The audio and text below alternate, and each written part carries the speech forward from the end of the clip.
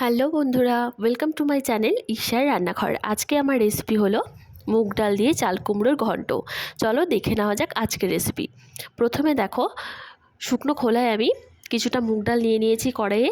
এবারে শুকনো খোলায় এটাকে আমি ভেজে দিচ্ছি।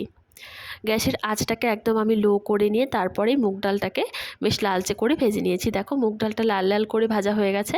তারপর মুগ ডালটাকে ধুয়ে আবার আমি কড়াইয়ে জল দিয়ে সেদ্ধ হতে বসিয়ে দিয়েছি। এখানে দেখো কয়েকটা কাঁচা লঙ্কা আমি চিড়ে নিয়েছি।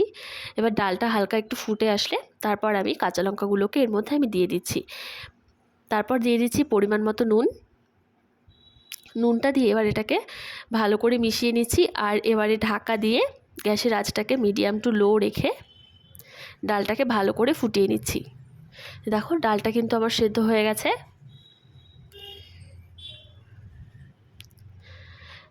এবারে একটা ডাল ঘুটনির সাহায্যে ডালটাকে আমি একটু ঘুটে দিচ্ছি। আর আজকের এটা রেসিপিটা সম্পূর্ণ নিরামিষভাবেই আমি রান্না করছি। নিরামিষ দিনে কিন্তু তোমরা এই রেসিপিটা একবার ট্রাই করে দেখো, ভালো লাগে খেতে গরম গরম ভাতের সাথে। তারপর দেখো এখানে চাল কুমড়ো নিয়েছি। আর চাল কুমড়োটাকে দেখো একদম পাতলা পাতলা সরু সরু ঝিরিঝিরি করে কেটে নিয়েছি। এবারে চাল কুমড়োটা ভালো করে ধুয়ে নিচ্ছি। দুবার চাল কুমড়োটা আমি ধুয়েছি। এবার চাল কুমড়োটা ধুয়ে ডালের মধ্যে আমি দিয়ে দিচ্ছি।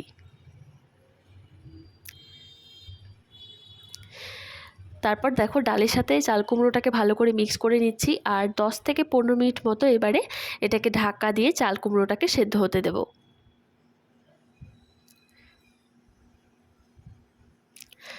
কিছুক্ষণ পর দেখো চাল কুমড়ো আমার সেদ্ধ হয়ে গেছে। তারপর দিয়ে দিচ্ছি আমি পরিমাণ মতো হলুদ। হলুদটা দিয়ে 2 থেকে 3 মিনিট মতো আমি রেখে দিচ্ছি।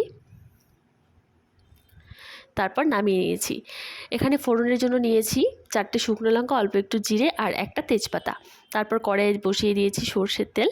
তেলটা গরম হয়ে গেলে তার মধ্যে আমি জিরে, শুকনো লঙ্কা, তেজপাতাটা দিয়ে দিয়েছি। এবারে মশলাটা হালকা একটু ভাজা হলে তার মধ্যে আমি ডালটা ফোড়নে দিয়ে দিচ্ছি। ডালটা দিয়ে দেখো